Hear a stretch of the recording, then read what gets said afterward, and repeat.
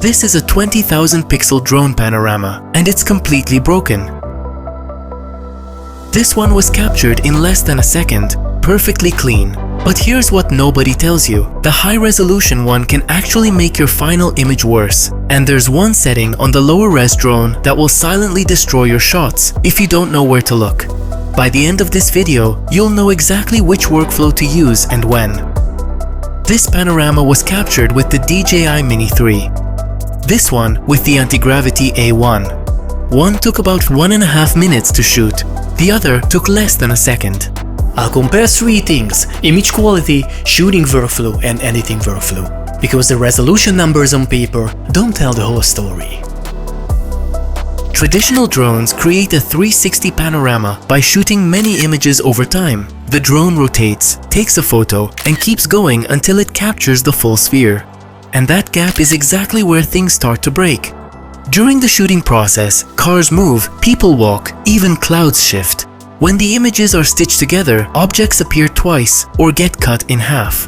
This is called ghosting, and it's the same trade-off we've always had with panoramas: more resolution or one clean moment. The Antigravity A1 works completely differently. Instead of capturing dozens of images over time, it captures the entire 360 scene in a single instant. No rotation, no sequence. One moment, frozen in time, and this changes everything, especially if anything in your scene is moving. Traditional drones still have one major advantage: resolution. But here's where most people make a mistake. If you only use the DJI Fly app to stitch your photos, you're throwing away a massive amount of quality. In that case, the A1 will often look better, even though it has fewer pixels on paper. But if you stitch the original RAW files manually on your computer, you enter a completely different world. The difference between a poster and a billboard. So yes, manual stitching can go much higher in resolution, but here's the question that actually matters. Take a look at these two panoramas. One is from the Mini 3, the other from the A1. You have 3 seconds. Which one has the higher resolution?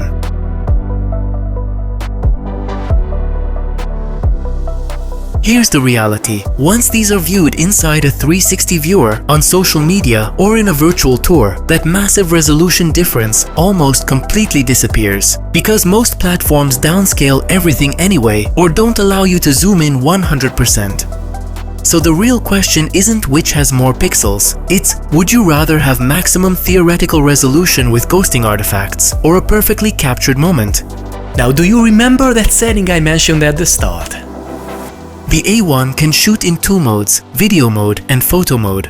And this matters because video mode is significantly lower resolution. It works like a snapshot pulled from the 8K video stream. If you want the best possible image quality, you need to switch to photo mode by long pressing the photo shutter button on the controller.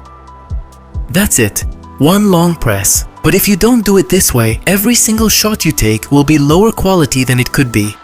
Now let's talk about workflow, because this is where the day-to-day difference really shows.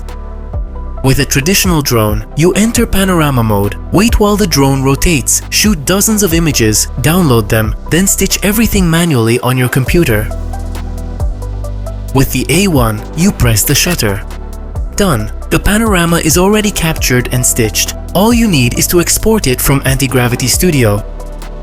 For fast-moving situations like events or weddings, the A1 workflow isn't just simpler, it's the only workflow that actually works. So which one is actually better?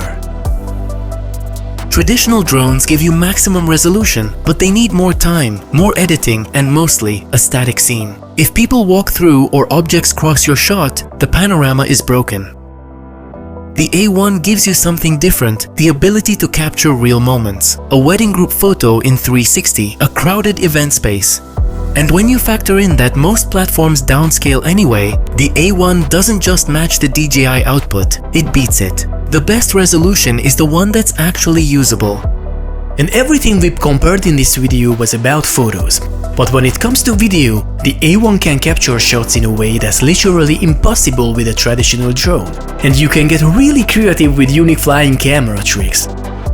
For a bit of inspiration, check out my Antigravity playlist. And if you found this video helpful, hit the like button.